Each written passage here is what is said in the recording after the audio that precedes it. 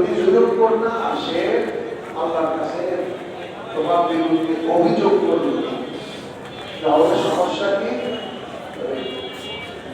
আল্লাহ পাকের কাছে তার দোয়াকে আসমানে উঠাই দেওয়া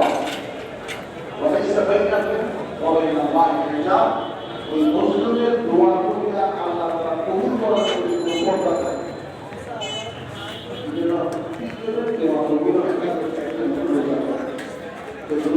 আমরা দোয়া করা আমাদের অভ্যাসই অথচ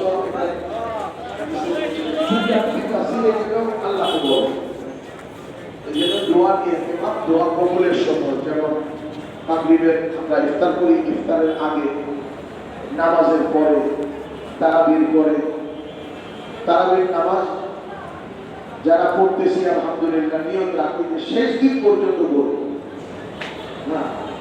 কোনোদিন শরীর খারাপ হয়ে গেছে, অসুস্থ হয়ে গেছি, কোনো অসুবিধা হয়েছে, সেটা ভিন্ন কথা, তখন আপনি পুরাও না করলে অসুবিধা নেই, রোগ শোকের কারণে। কিন্তু ওই 8 টাকা কইরা চলে যাওয়া, এইটা তো এরকম যেমন নাকি শরীরের উপরে হস্তক্ষেপ করা।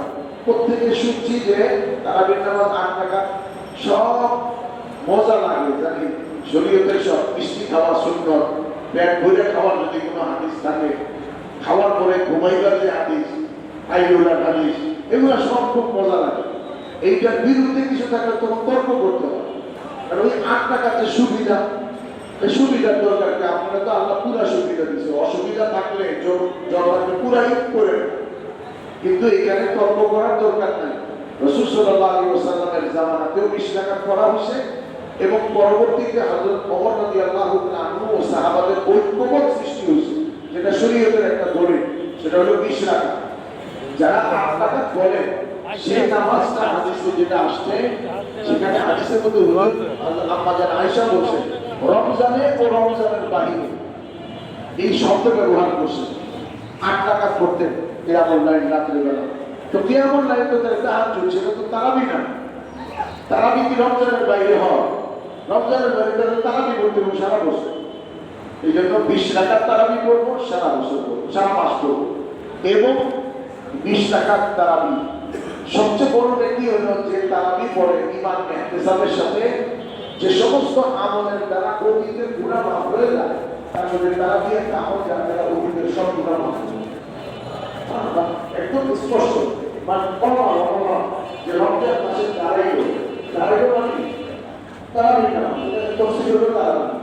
কারণ রমজানে দাঁড়াইলো সারা বছরের মানুষ দাঁড়ায়, আতঙ্কের মানুষ সারা বছরই বলে আল্লাহর সাথে দাঁড়ানোটা আলাদা। রমজানে সেটা হলো দাঁড়ানো 20 টাকা তারা 40টা সিজদা দাঁড়াইতে হবে, তারা বেশি শুনতে হবে।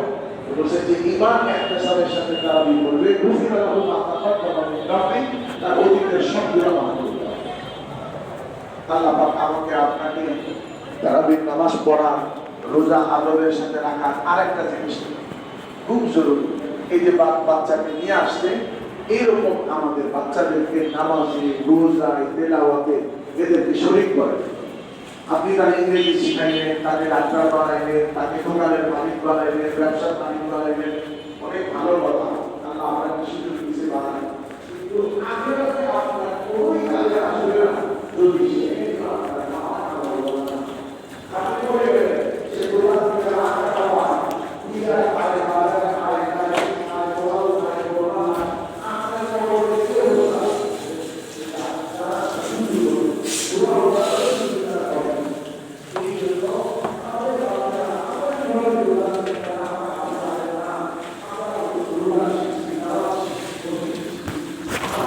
Thank you.